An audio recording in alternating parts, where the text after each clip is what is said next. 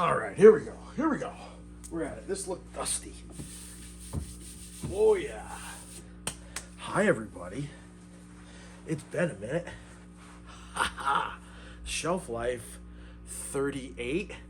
This is going to be a little bit different. It's been a minute. I've missed you guys. It's totally weird sitting on the floor and not the drum throne, as it's called.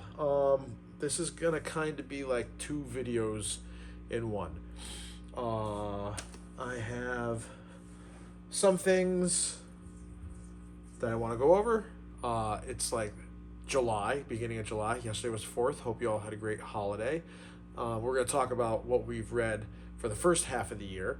And then yesterday, I got a massive book haul. I don't know if you saw it on my Instagram stories, but I have a major amount of books here. It was an epic score. So I made some room. I'm going to put them up as I talk about them. We're going to talk about the year so far, and just hang out. We're just going to hang out. But first, also, I'm in the middle of packing. I'm about to go on another trip tomorrow, and I have a night flight, and I guess we're not going to sleep. And on the plane, let's just get right into it. I'm going to be reading this. Vinland. Reminds me of the Vinland Sagas by Thomas Pynchon. I am on page 193, and I have to remind myself that Pynchon designs disorientation. I started to get lost. What's going on here? And I'm like, wait a minute. This is my third Pynchon book. He does this. So I'm enjoying this so far. George Kors just did a really good video on this, and he used the word zany. This book is very zany, and that is super duper true. This is a zany book, but it's fun. It is. I haven't read Inherent Vice, but it has more of that vibe than a Gravity's Rainbow vibe. So I have so many piles of books right now. It's crazy. Let's see. The other ones, I also get excited about beginning other books. Like after this one, I'm going to be reading Satin Tango, I think, but I still have to finish these poem books. I really want to finish these poem books. Ezra Pound and Black Mountain Poems. I need to give poetry its due diligence. Now let's not forget, I'm in the middle of Plato's Republic as well. I haven't picked this up in a while. I'm at the beginning of part 6. I wanted to watch Michael Sergru's, sorry if I butchered his name, analysis on chapters 2 through 5 before I continue on. But I like battling it back and forth. Now, the reason we started reading Vineland was because there's a new movie coming out August, September, later this year, One Battle After Another, which is based off of that book. So yeah, I want to have that read. But when I posted that, I saw a comment that said, "Oh, no, a Pynchon movie, cool. The little movie, White Noise." And I'm like, wait a minute. White Noise? I read that book. Right here. At the end of last year, White Noise. And lo and behold, I went on Netflix and I watched it. And it is another thing watching a movie after you've read a book. When I started this page, or this channel, or whatever they're called, I said I am not interested in reading books after I watched a movie, but I am very interested in watching the movie after I read the book. That's a whole different world. And, I was kind of going back and forth about this. This might be an unpopular opinion, but I think watching the movie has tainted my view of the book. I don't know. White Noise was kind of hyped up to be like in the wheelhouse, and while it was fun to read, I think the hype was a little bit more than what I had expected, and it was just a little, okay. And I just let it simmer like that for a long time, but I found it underwhelming, and I didn't give it like a full review or anything. Like, it wasn't like one of my favorites, but I found it a little underwhelming, but I let that go. Maybe it's me. And then I watched the movie, and I don't think that the movie ended the same way that the book did, but regardless, I finished watching the movie the same way Then I finished watching the book. Yeah. Okay. Wrap it up. Like, I found it also underwhelming, and it made me reflect on the book again and how it just was not a slammer for me. And I was like, oh man, that's kind of disappointing. But I had to share. I had to be authentic and share it with you people. But seeing that it was a movie was very cool. Onward. Vineland. I'm excited about that movie, and I'm excited about this. What is this? A 200-page book? 277-page book, and it's an 8-hour movie. Like, what is that? Anyways, enough about the TBR. We're halfway through the year, and I remember having some lofty goals of 25 for 25. You know what? No. We're going to talk about that after we talk about this massive book haul. So my aunt and uncle, they are moving. I heard this from my parents, and then all of a sudden, I got a text from them saying, hey, your uncle's got a lot of books. If you don't get over here and take a bunch of them, they're all going to the dump or they're getting donated or something. And I had been over there probably 2 months ago, and I was eyeballing his shelves. And I was like, ooh. And specifically, let's see, I saw this on his shelf. And I was like, ooh, what's that? And, it wasn't appropriate to really start, start talking all about books. But, yeah, man, I was like, oh, that one catches me. So I knew I needed to go over there and give his bookshelves a thorough going through. So what I have here is a bunch of piles of books. So let's start with poetry. First off, we have writing great short stories. And you got to think, this was a get it out of my house, grab it while you can. So I kind of just snagged everything. Writing short stories. We're going to do poetry first. Then, it's a lot of books, so we got to get through these. We got the complete poetry of Edgar Allan Poe, the great Gotho himself, in a tiny one, but also we got, look at this huge Edgar Allan Poe. I love that cover. That is sick. And I haven't flipped through any of these. This is my first time actually flipping through them. Just grab it, put them in a box. Poe. Let's put them up against the back just in case if I need more extra room. They're probably going to fall. I got the best of prose poems and international journal. My cousin did some very literary academic work, so a lot of these are probably his books, Uncle Joel's books, and yeah. So I don't know if that was from him when he was at Providence College, or if this was from my uncle. The Best of American Poetry, 1994. Looked like he got it for $2. I got it for free. I got 3 of these skinnies. Robert Frost's Dover Thrift Editions. These are cool. Pocket books. Classic collection of poems by Master of American Verse. Selected poems of Langston Hughes. I don't know who this is, but looks like an awesome book of poetry. So thought we'd give this guy a check out. Like I said, I wanted to give poetry more of a serious go-to. Like, I've tried writing and it just doesn't give me the bang, but writing poetry does. Maybe I'll share one of my new poems. I think that's what I want to do. Instead of just oh, this is my current read, I'll share a poem I wrote in the last week. And another Robert Frost, 100th anniversary edition, The Road Not Taken, and other poems. It was a very cool cover.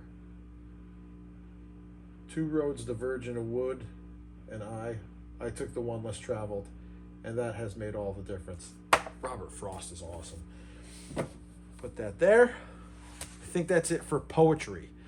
Did I put the Hegel over here yet? No, I did not.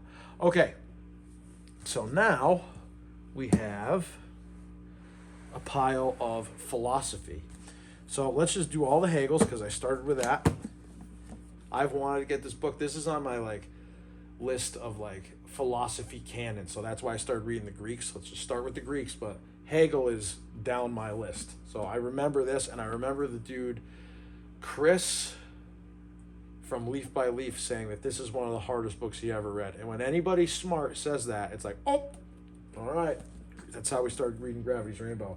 And by researching Gravity's Rainbow is how we wound up learning about all this content and booktube and what have you, and that's what got me into this channel. So that kind of same spiral life, right?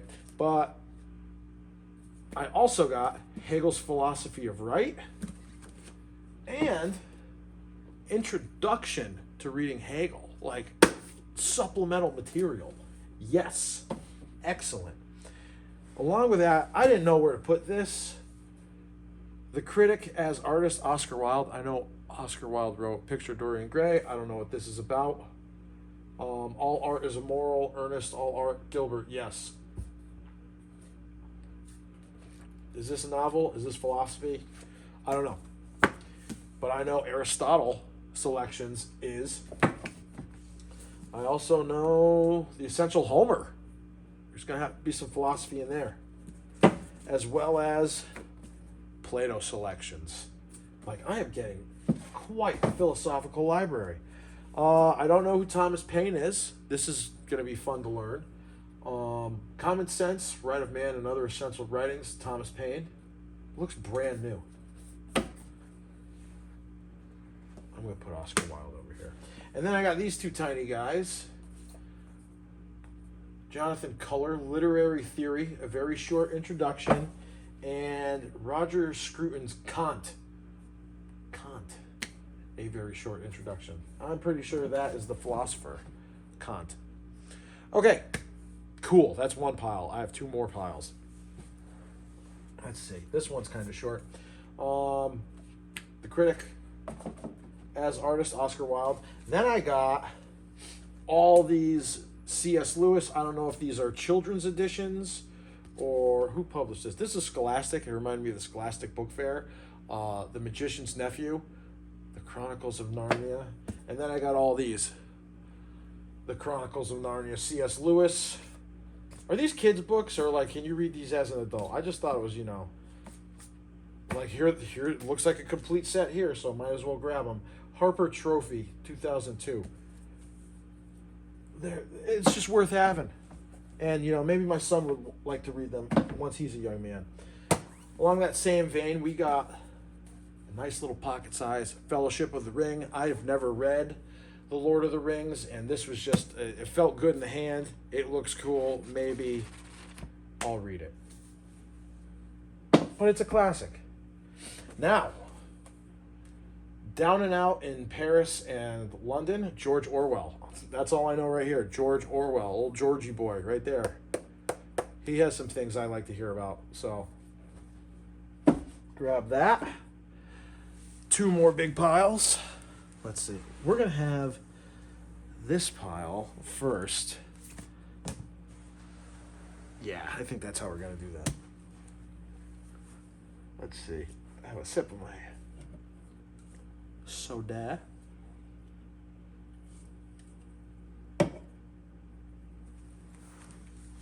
Okay. I got two right here. Anton Chekhov, Major Plays. Ivanov, The Seagull, Uncle Vanya, The Three Sisters, The Cherry Orchard, and Ward Number 6 and Other Stories. There's one story I want that's like 6 pages, and I think it's about a horse or something. I need to check and see if it's in here.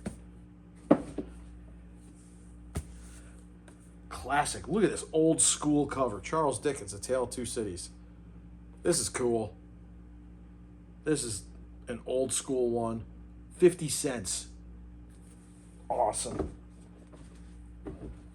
Getting tough. Folger's Shakespeare Library, Julius Caesar. Probably not bad if it survived that long. And then I got Malroy's Les Morts d'Arthur, King Arthur, and the Legends of the Round Table. Again, these are all like just the perfect size. And none of them are all beat. and Annihilated. I mean, I might not read all these, but these are the kinds of books I want. I have no idea what this is. Galileo's Daughter, a history memoir of science, faith, and love. It was just like, all right, this looks cool. If you've read this, let me know. I know nothing about it at all. Is that like a little window cover? What is this? Interesting. It's got like a... It feels like it's a sticker underneath. Mark Twain, a Connecticut Yankee in King Arthur's Court, and it is illustrated and it is hardcover. Look at that. That's pretty cool. Like Mark Twain. All right. Heard of that guy. Eugene O'Neill, 3 plays, Desire Under the Elms, Strange Interlude, Morning Becomes Electra. That sounds cool. Nothing much. The American drama is safe to transform it utterly from a false world of neat and competent trickery to a world of splendor, fear, and greatness. Sinclair Lewis. A whole bunch of blurbs, not a lot of info. Typical. And then these, I see these at the library all the time. I don't know if these are still in print or not, but there's a hardcover of Henry James. Old school looking dude, and it looks like collected travel writings. Who is Henry James? I don't know anything about Henry James. Check him out on the bicycle. Very cool. I like that hat. What do we know about Henry James? I know nothing. All right, we're down to the last pile. Let's see if we can kind of get these organized. Candide, Voltaire. I read this exact edition, and then I gave it away. This book is awesome, and it's funny. Like, I remember reading this, and I was like, this is cool. This is political. It's got attitude. I like it. Old French. Let's put all these together. Machiavelli, The Prince. Tiny little book. I remember my dad told me to read this a long time ago. But this is one of those you're going to get banned red flag books on how to be manipulative. It's like very good for business. And another Italian book, The Divine Comedy of Dante Alighieri. I don't take a lot of classes. I read a lot of books, so a lot of my phonetics are personal. So, forgive me. The Inferno. Look at that cover. That is brutal. Never read The Inferno. I now have 2 copies of it. I got one in Maui. A little more beat up. Where is it? Right here. The Inferno. So now I have 2. That's cool. I feel like a book guy now. I got doubles of everything. Sure, you can go up there. Put this. Who remembers The Giver? Look at that. Again, looks brand new. I remember reading this in like 8th grade. I'm like, whoa, my mind was blown. And check out that beard. But yeah, I remember The Giver was a very sick book. Let's see. I got another Beowulf. And I got one in Maui. So I have 2 Beowulfs. That's fun. Right? A dual language. This is a dual language edition? Let me see. Oh, what?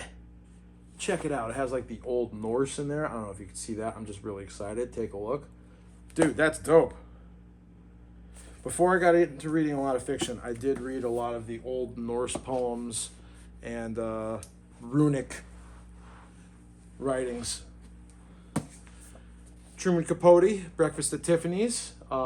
Nick from Books Are Sick got this onto my TBR by discussing it. As well as, this was kind of crazy to see. Like, this was a book that was on my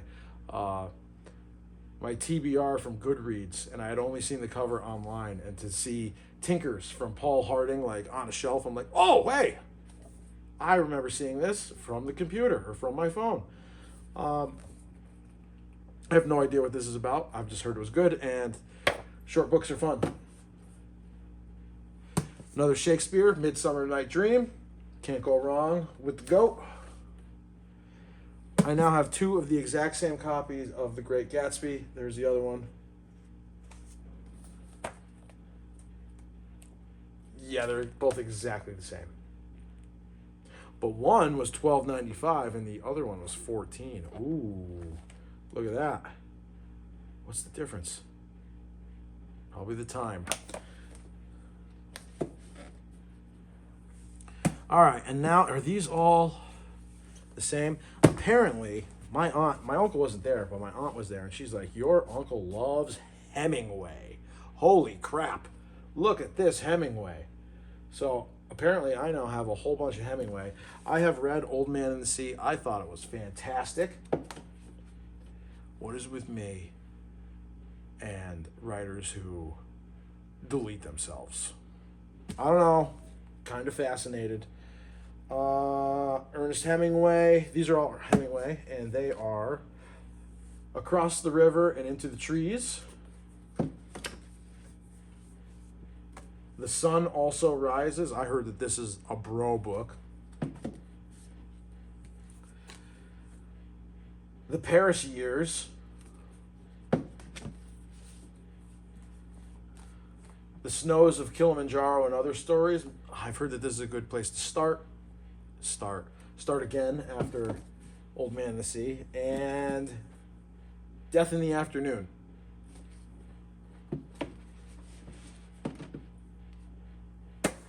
All right, two more from the haul. We got a Kurt Vonnegut, Mother Night. I don't know anything about this. I've seen a couple of TikTok videos of old clips of Vonnegut teaching about story writing. He's like, people like this story, and he goes way down and way up.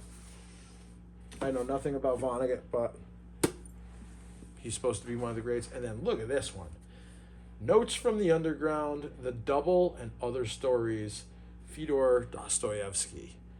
Oh yes. I couldn't pick this one up faster. What else is in here? Let's see. Let's give a quick look at the table of contents. We have The Double, White Nights, Notes from the Underground, The Meek One, Dream of a Ridiculous Man. Yes, that one I want. Oh, awesome. Awesome. This is a score.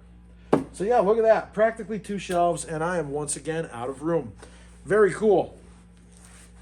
All right. There's my book haul. Here, look. We can take the other books that were just sitting there. Les Mis and Virgil's The Aeneid. I don't know how to pronounce that still. The Aeneid. The Aeneid. Are there any other books that are just like hanging out? Yes, there will. This pile. Let's move this pile closer. Ooh, let's check this. See if that's in frame. It is. So this is my year so far. This is my half year. What are we calling it? The half year crash out? Whatever. This is what I read so far from January to the end of June. We're going to be discussing it, not necessarily in order. Let's start with what I just finished. I just finished Alexandre Dumas, The Count of Monte Cristo. This book was awesome. I was using this as like a secondary book after all my postmodern books, or whenever I needed a break, I would get into this. It was much more adventurous, classic, plot-driven, revenge. It just has that like it feels what like the Pirates of the Caribbean were like trying to do. Like this is like an adventure, love, revenge story. I've heard people say this book has taught me that I am not hating to my full potential. And it was just so big. It was like when you watch a show, like it kind of like if you're watching like Dexter or Vikings and you think back, or there's a flashback all the way back to season 1. That's what like the end of this was like, when all those other seasons tied together. And because I read it over like 6 months, it was just it was so big in my head. So maybe I'll do a full review of this soon. If not, oh well, but highly recommend it. And I think I just need some more time to digest everything that happened in this book. So that was the last one I finished before I started reading Vinland. The one before that, Leaf by Leaf, has gotten me into philosophy, and no. This was for the Western canon, because I want to read Ulysses. And I've heard that in order to read Ulysses, you first have to read, where is it? The Odyssey. So you got to read the Iliad before you read the Odyssey. And then I think I can go to Ulysses. So this one's going to be the beginning of 2026. So I have a couple books lined up before I hit this one. But this was good. This was like classic war, strife, bad attitudes, brutal death, very nonchalant killing, and just like that guy died and that guy died and that guy died. But it was cool. I'm glad I read it. Let's see. I'm saving that one. Desperate Characters. This was a fresh breath. I really enjoyed this book. It had that Gray's Gardens kind of a feel, that early New York kind of vibe. Kind of dark, kind of relationship isn't going so well. Watch my past videos on that one. That was fun. I read Antwerp, Roberto Bolaño. This was my first Bolaño. This is cool. This is like a poem / story / I don't know. This was a mystery, and it was a mystery to read. It was like an unveiling while you read it. I thought it was awesome. I'll definitely be checking out more Bolaño in the future. Steinbeck. This dude can write. Like, I've read a whole bunch of him. Not too much, but I mean, not too much for his whole canon. But this guy's got style. He can put a sentence together, and man, this was great. And what's the other one? There's a sequel to this that I will eventually get to. I have a feeling that Steinbeck is going to be a project of mine where I wind up reading everything from him. East of Eden is on my TBRBD Before Dead list, my first one. So that'll be coming up shortly. Dude, Carter Rescue Solenoid was one of the absolute best books I have ever read. It is like the grime core. Everyone's like, oh, well, you know, this book was hyped up so much. And, yeah, I didn't really, like, after everyone was all excited about it, I really didn't have the luster anymore. Dude, this book is gnarly. I don't know, did you not get it? Did you not finish it? Did you just, like, stop halfway? Because if that's the case, you shortchanged yourself. This book is wild. Like, the metaphysics and the micro, macro of the whole thing, and, like, the never ceasing grime and bleakness and like this, like that moldy building feeling, along with like this whole like God complex. Like, this book is incredible. Like, holy cow. I was floored by this. This is like what new literature is. Like, insane. Once again, we're just stacking it this way. Which one do I want to talk about first? Which one? Of course. Celine War. This was gruesome and gritty and brutally violent, both emotionally, physically, and societally. I don't know. This is about just the throes and confusion and the winds of war, and how it can just like bring the worst out in people, turn them into liars, turn them into just animals. And it's nice and short, and it cuts to the chase, and it throws you into like an amputation hospital, and like it's just so terrible. Like, oh, I really love this. This was like black metal, death metal right here. This was just vicious. I love this. I am totally going to be checking out more from Celine. And remember I said I wanted to do 25 for 25? Well, Mr. Pynchon, he kind of screwed that up for me because this was January, February, and March of this year. And I know going into it that right off the bat, we're going to have to do a reread. But you've heard me say it before, year of the plow. This is the year of the plow. And I plowed through this. I took my time to a degree, but I just kept pushing forward. It's like, I don't know. And I used AI to be like, hey, I'm about here. I don't know about this octopus thing. Is this important? And it would be like, yes, this is important, or no, this is important. Hey, no spoilers. And it would kind of just like keep me square on Slothrop and the V2. Like, it's such a whirlwind to think about this and the first 3 months of the year. It's like, did you read this year? It feels like I read this a decade ago. So, but I can totally see why it is held in such high regard, and it is considered one of the hardest books around. That one and Infinite Jest. I think The Tunnel is in that list too. The Tunnel is its own monster. So that is it for the half-year mark. Quick secondary recap. We already talked about what's going to be going on here. I think I'm going to want to, can you tell I'm uncomfortable? I'm going to want to just focus not necessarily on 2 or 3 books at a time, but one main book for the month. And I kind of have the rest of the year planned out. I think and let's see if I can remember what my list is, because I can't look at my phone because I'm filming. July is Vineland. August, I want to read Satan Tango. September, end of August, Schadenfreude. I listened to a podcast with Michael Lintz, I think the name of the author. Got me even more pumped. So everything stops August 18th or 20th or whenever that comes out. That's my September book. October. What did I want to read in October?